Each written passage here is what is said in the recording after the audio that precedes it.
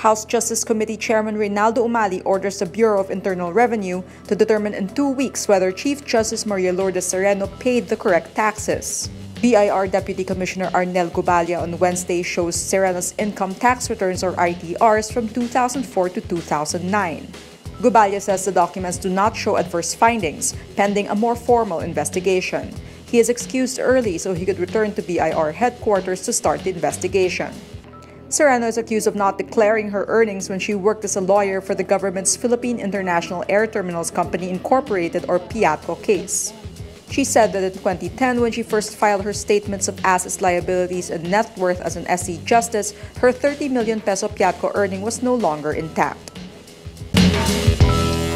The Commission on Appointments confirms the ad interim appointment of Francisco Duque III as Secretary of the Health Department.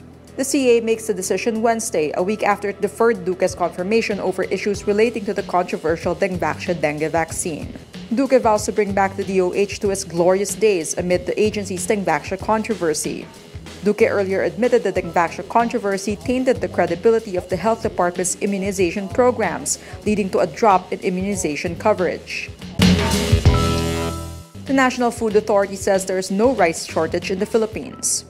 But NFA Administrator Jason Aquino says their inventory of NFA rice is running low. Aquino says the total inventory of NFA rice of about 1.2 million bags will last for only 35 days, given the distribution rate of 34,000 bags daily.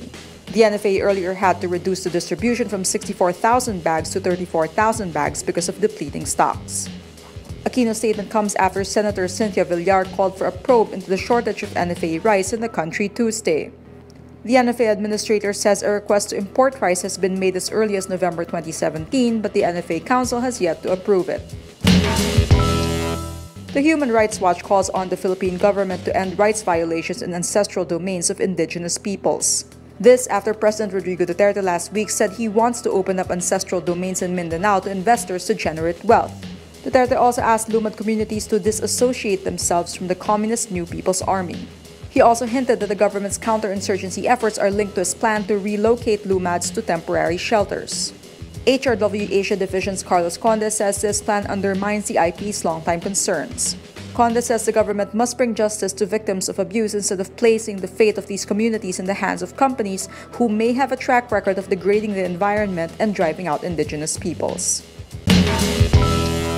Japan's elderly will soon have robots as caregivers. A report by The Guardian says plans by the Japanese government are already being implemented to boost the efficiency of robotic devices in nursing and healthcare to lessen the workload of human caregivers. Advancements in technology have made robots capable of aiding the elderly in simple everyday tasks, which will allow them to live self-sustaining lives without the need for human caretakers and nurses.